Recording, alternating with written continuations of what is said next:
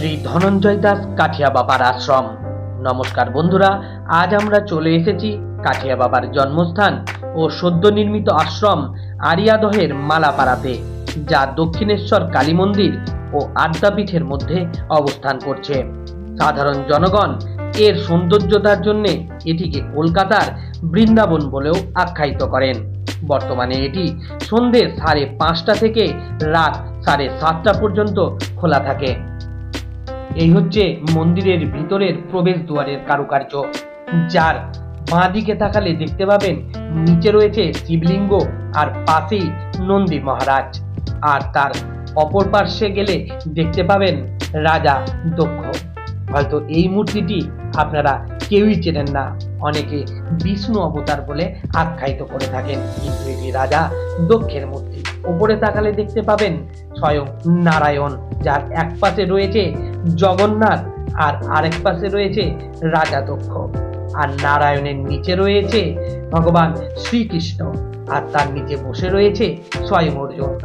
এই প্রবেশ দুয়ার থেকে বাঁ দিকে তাকালে দেখতে পাবেন স্বয়ং শ্রীকৃষ্ণ এবং রাধা তার অষ্টসখী নিয়ে রাসলীলা করছেন। এই হচ্ছে আমাদের মন্দির, আর মন্দিরের সামনে বা পাশেই রয়েছে গোবর্ধন পাহাড় ওঠানোর খুব সুন্দর একটি দৃশ্য, আর তার নিচেই রয়েছে কাঠিয়া বাবা। কাঠিয়া বাবা চড়ে আছেন রথে, আর তারই কোনো এক শিষ্য সেই রথকে টেনে নিয়ে যাচ্ছেন বা রথের সারথি হিসাবে কাজ করছেন। অসাধারণ সুন্দর, অসাধারণ কারুকার্য এই মন্দিরের, দেখলে সত্যি অবাক হবেন। সত্যি কলকাতার বৃন্দাবন বলে আখ্যায়িত করা এটিকে যথাযোগ্য প্রমাণ করে থাকে। এবার কাঠিয়া বাবার রথকে বাঁ হাতে ফেলে রেখে একটু সামনে এগিয়ে গেলেই দেখবেন সমুদ্র মন্থনের দৃশ্যটিকে দৃশ্যায়মান করা হয়েছে, যেখানে একদিকে রয়েছে দেবতা, অন্যদিকে রয়েছেন অসুরগণ। আর এই সমুদ্র মন্থনের ফলে নির্গত বীজ, যা হলাহল নামে পরিচিত, যা পান করছেন স্বয়ং ভগবান দেবাদিদেব মহাদেব শিব। সামনে থেকে গেল কাঠিয়া বাবার রথ, আর গেটে ঢুকেই ডান দিকে দেখতে পাবেন কাঠিয়া বাবার বংশ পরম্পরায় যে শিষ্যরা রয়েছে তাদের মূর্তি, তাও আবার ছোট আকারে। আমাদের হিন্দু ধর্মের 4টি সম্প্রদায় রয়েছে: রামানুজ, গৌড়ীয়, নির্বাক ও রাধা বল্লভ, যার মধ্যে নির্বাক সম্প্রদায়ের 56 নম্বর আচার্য হলেন স্বামী ধনঞ্জয় দাস কাঠিয়া বাবা। মধ্যে শ্রীকৃষ্ণ রাধা, আর তার চারিদিকে রয়েছে শ্রীকৃষ্ণের অষ্টসখী ও কৃষ্ণের ভক্তগণ, আর শ্রীকৃষ্ণ তাদেরই সঙ্গে করছেন রাসলীলা। এই দৃশ্যটি এই জায়গাটিতে ফুটিয়ে তোলা হয়েছে, যা গেটে ঢুকেই বাঁ হাতে লক্ষ্য করবেন। যদিও এটি ঘূর্ণায়মান, কিন্তু আমি যখন গিয়েছিলাম তখন এটা ঘুরছিল না, তাই আপনাদের সেই দৃশ্য দেখাতে পারিনি। এবার শ্রীকৃষ্ণের রাসলীলা স্থলটিকে ডান হাতে ফেলে রেখে মন্দিরের বাঁ পাশ ধরে একটু এগিয়ে গেলেই বাঁ হাতে ওপরে দেখবেন বহু ভক্ত নিবাস, যেখানে অনলাইনের বুকিং এর সিস্টেম রয়েছে। আর ডান হাতে দেখতে পাবেন শ্রীকৃষ্ণের জীবনের ছোট থেকে বড় পর্যন্ত বিভিন্ন লীলাগুলি একে একে দৃশ্যায়মান করা হয়েছে মূর্তির আকারে। সেখানে কোনোটাতে শ্রীকৃষ্ণের মাখন চুরি, কোনোটাতে মায়ের আদর খাওয়া, কোনোটাতে ফল কেনা, কোনোটাতে বা দ্রৌপদীর বস্ত্রহরণের সময় শ্রীকৃষ্ণের বস্ত্রদান, বগাসুর দমন কিংবা অন্যান্য অসুর দমনের ঘটনাও খুব সুন্দরভাবে চিত্রায়িত করা আছে, যা বৃন্দাবনের সঙ্গে এই মন্দিরকে তুলনা দেয়।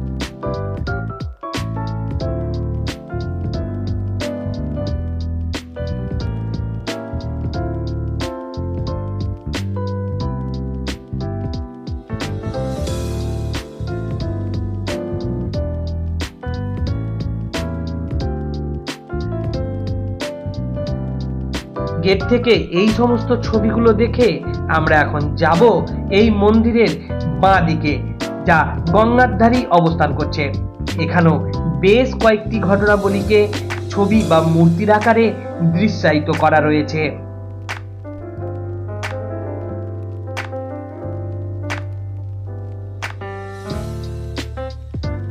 এই হচ্ছে ধনঞ্জয় দাস কাঠিয়া বাবার আশ্রমের মূল মন্দির।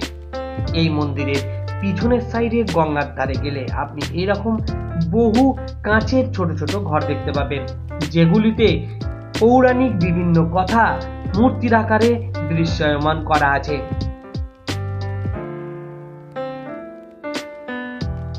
এই যে সামনের মূর্তিগুলো দেখছেন, এইগুলোতে ভগবান বিষ্ণুর বিভিন্ন অবতারগুলির ছবি এক এক করে দেওয়া আছে এবং তাদের নামও ওপরে লেখা আছে।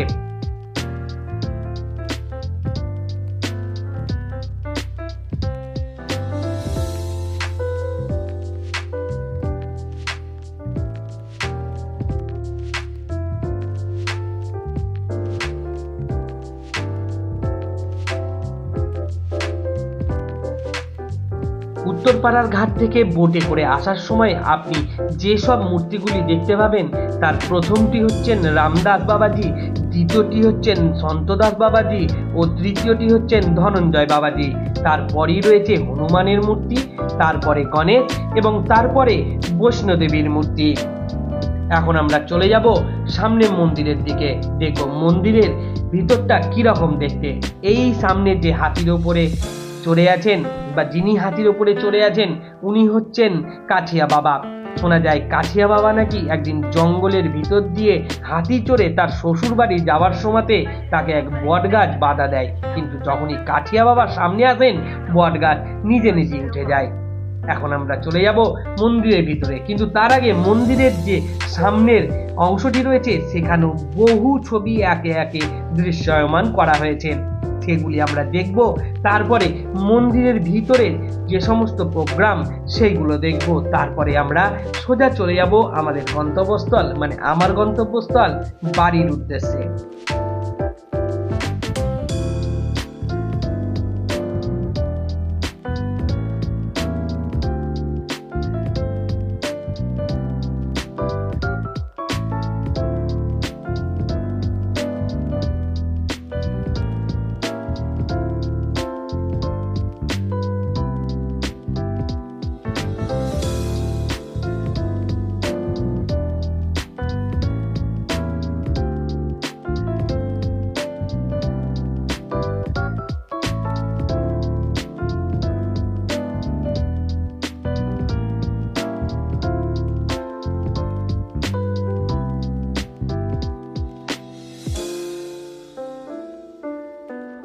এখন মন্দিরের ভিতরে আরতি চলছে, যদিও এই আরতি আমি দেখতে পাইনি, কিন্তু এই আরতির ছোট্ট একটা ক্লিপ আপনাদের জন্য।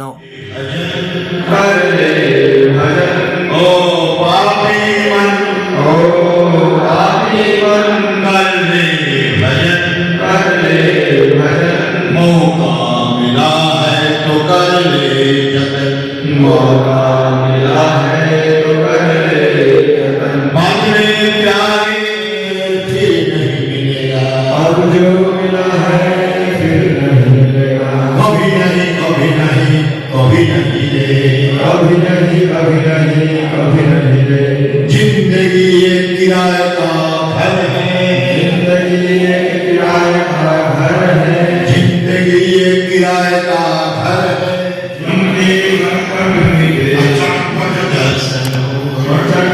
दर्शन